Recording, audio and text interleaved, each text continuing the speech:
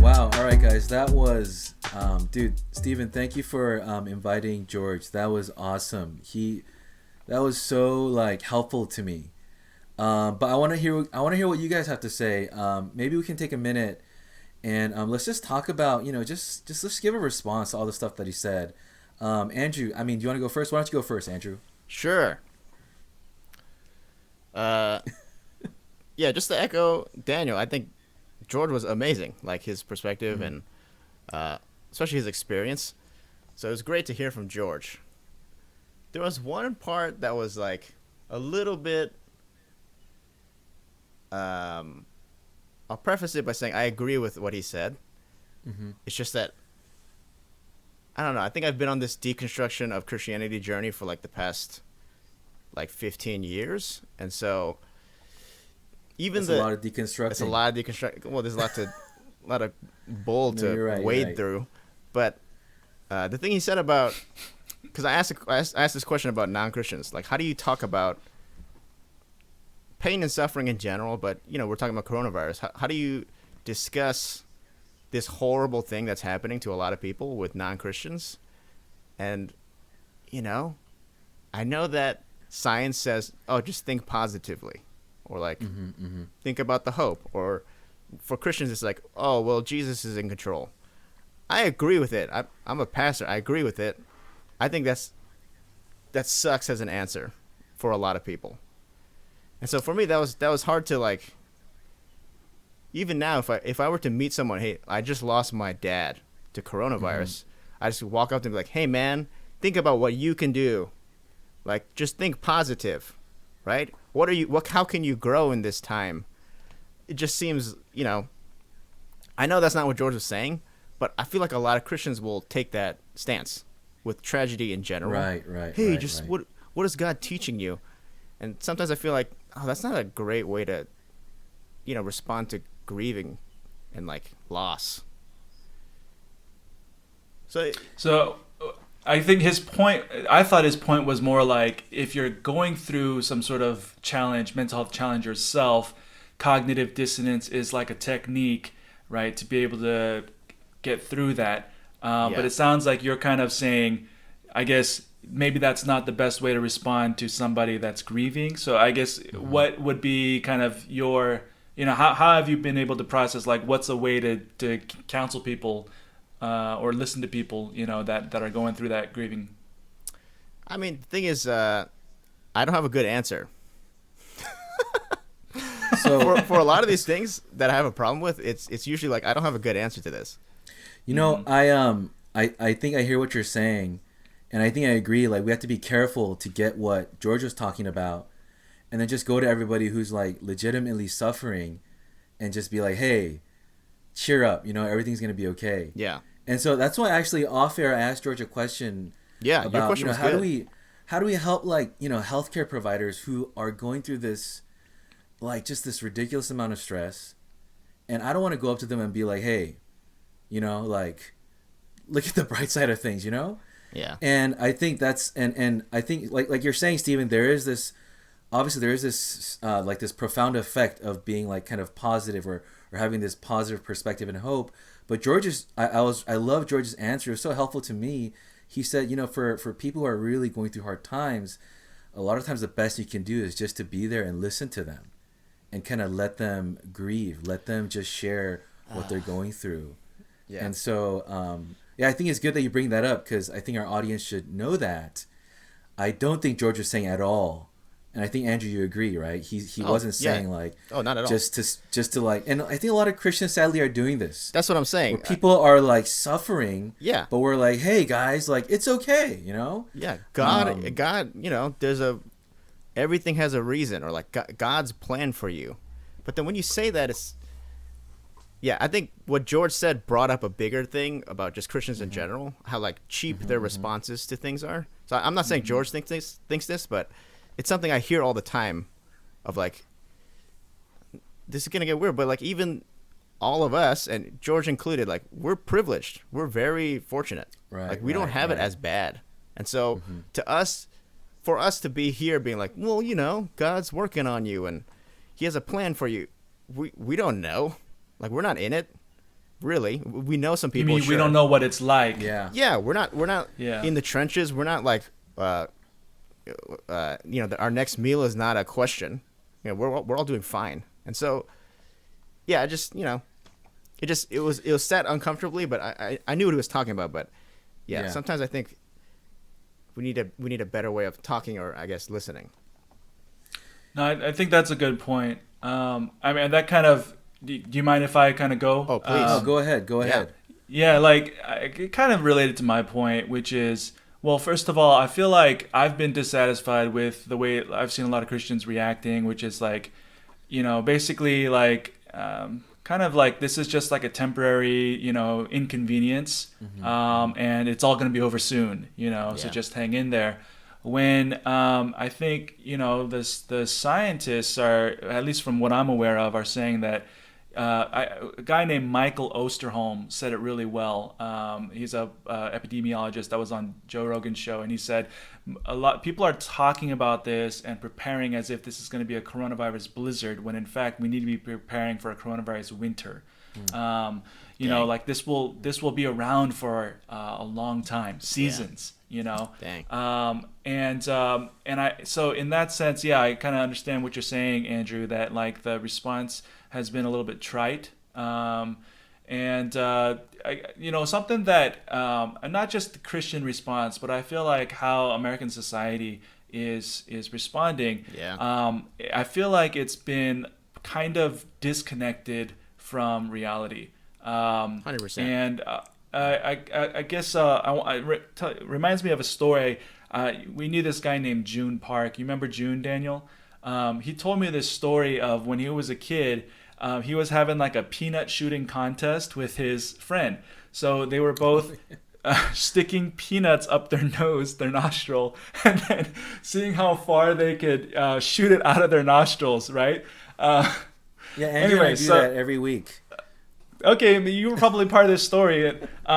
Anyway, so his friend he and his friend were like duking it out, and then June was like, okay, for this, like it was like his last chance to shoot his peanut, and so he was like, I'm just gonna go ham on this one, and so he was like, and as he was about to shoot it, he had inhaled so hard that the peanut actually shot into his like sinus, right? That's tight. And so it was actually like kind of a serious situation, but he didn't want to tell his grandma what had happened because he knew that his grandma was going to give him a beating, right? And so instead of dealing with it, he just kind of hid the situation, and for like 6 days he went to school with a peanut in his sinus, and then finally like it started getting all infected and inflamed and stuff, and then finally one day his grandma was washing his face and then noticing that every time she touched his nose he would be crying, and then she found out, okay, what happened? Oh, there's a peanut in his nose, and he had to go to the ER to get it like removed, like surgically, right?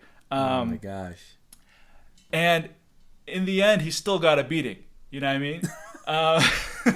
So I think my point is, whether you take the beating up front. Not that we condone any of that stuff. Okay, yes, we need to say that. But whether you take the beating up front or whether you take it, afterwards, you're still going to take a beating. And I feel like with I didn't know where you're going with that. I was like, oh.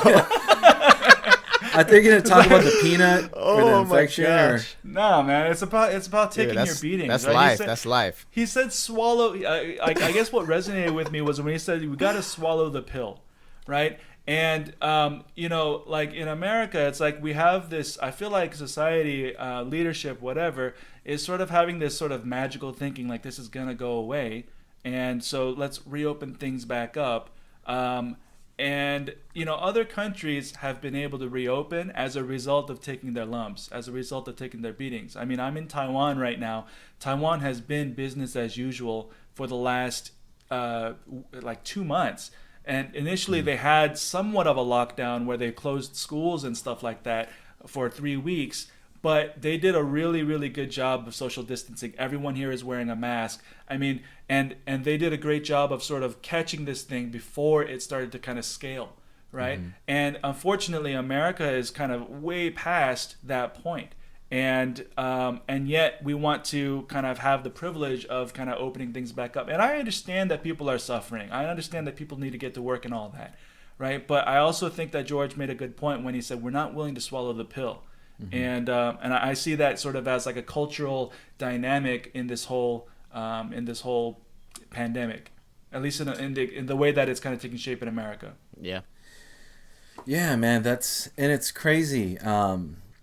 And I think for me too, when I asked him, I asked him like, what do like Chinese Christians, for example, like what do they think when they see us, like when they see us fighting over all these things and all these conflicts about what is to them so clear, and I think just realizing that, science is clear, most of the world is clear, like they know what's fact, non-whites, and what's that we are having this, that we're struggling with this. It made me really, I think I highlighted when he talked about conflation, like the conflation of Christianity with X, Y, and Z, whether it's something like a political system, whether it's various forms of like idolatry and like this so-called American dream. And I think it was just really eye-opening to me, in a shocking way, actually, to kind of see, man, how much is our Christianity in America conflated with things that are not of God, that aren't what they're supposed to be. 90%. I mean, maybe, seriously, like and I think, and that's one thing I would encourage our listeners and our viewers, whatever side you're on, to think about some of those things that George is saying and listen to his perspective. So yeah, maybe let's just wrap up our show, guys. Just how about this? Just any last words or thoughts you want to share? Maybe one or two sentences with our wonderful audience today. Andrew, what do you want to say, man? Take it away, bro. Let's go reverse order. All right, fine. I'll go. I already said it. I'll start. I already said it. Hey, I really hope you guys, again, regardless of what kind of perspectives you came into this, I hope you guys just really listen and think about it. We're not trying to create fights or division. If anything, we're trying to create unity. We're hoping that we can really be together through good information, through biblical information and perspectives. And yeah, let's talk about this. Let's actually listen to each other. That's all I have to say. Yeah, for me, I think, this whole coronavirus thing has been, I know a lot of people probably don't know anybody that has it. For me, actually, I have 3 cousins that are working the front lines with COVID patients. One of them got infected. Her husband got infected. They're newlyweds. And then I just found out, I don't know if I told you, Andrew, but my grandpa's tested positive. He's 96 years old, and he lives in a assisted living facility. Thank God so far his symptoms are mild or even maybe asymptomatic. Maybe it's a false positive, or maybe he's just at the beginning of the incubation period. But it needs to be said that as people are talking about their freedoms and things like that, I think actually what's missing in the Christian response or in the dialogue is, what about loving your neighbor? There's lots of people that who are at risk. My mom has rheumatoid arthritis, and she takes hydroxychloroquine, and now she can't get as much as she needs to. And there's an aspect of that where also, we need to think about our neighbors, like from an economic perspective. I know a lot of people are paycheck to paycheck, and Andrew said, we're not lacking for our next meal, but there are people that are, and so that needs to part of the conversation as well. But I just think that to flex on our individual rights so hard right now, I think is sort of the maybe not the most loving way to go about everything. Yeah. Dang, man. I feel like we should have mentioned some Bible stuff if we have biblical perspective, but maybe that's for another time. That's you right now, dude. Bring it home, baby. John 3:16. There you go. There you go. I think, I just want to end with, contrary to everything I said previously, we should have hope in these times. No, tell us. Come on, man. I think I say that because that's something I struggle with a lot. I tend to be like a systems thinker. Like I can't help but zoom out and look at like societal issues or, systems of violence or oppression. And so I regularly get very downcast and like very hopeless with what we can even do to change the tide or, what normal Christians can do to help the situation. But George put a very important note out there, especially at the end where he says like, what we can do is meet the needs of people. Like however you can, especially with Steven saying, with people around you, we meet those needs and then we start rewriting stories. And I think anyone can do that. You don't need, a huge platform. You don't need millions of followers, but you can do that with your church, with your neighbors, with your families. And so, yeah, I mean, for me, that was the biggest takeaway from today. And I really appreciate George being with us and being able to say that from China, from Wuhan. So he's in Shanghai, but he's doing some yeah with Wuhan people. Wuhan people.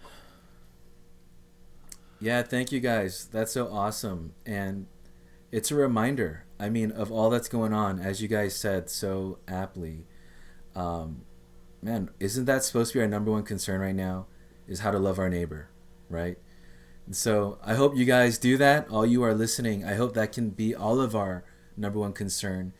Is how to glorify God by just loving our neighbors and whatever that looks like. Hope this podcast today helps you do that a little bit more. Thank you guys for joining. We're so thankful. Give us that time. Yes. Dude, before we go, bro, you can cut this out if this is stupid, but I just thought bringing perspectives that are a little bit different, and I just wanted to tell you something about Taiwan. Like a little bit of like, you guys know at Costco they have like, like prepared foods like those turkey wraps and whatever. Oh, you know my what I'm talking gosh. about? What are you going to do? Those Bring are it cheap out, cookies. dude. Okay. All right, look. Bring it out. In Taiwan, they have sushi. And it's like really good. Actually, I can't pick it up right now, but it's like tuna, scallop. Why can't you pick it up right now? What are your hands doing? All right, look, I'll just show you right now. I'll show you a picture afterwards.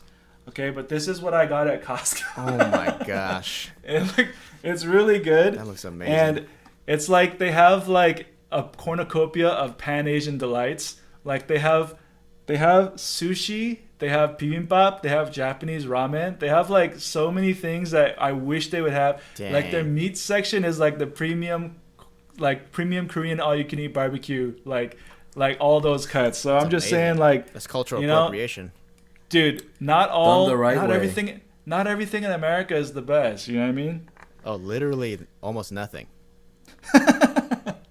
All right, so welcome now to Steven's Mukbang. All right, guys, thank you so much for tuning in. Probably just cut that part out. Thank you. We'll cut it in right where your mouth is full randomly.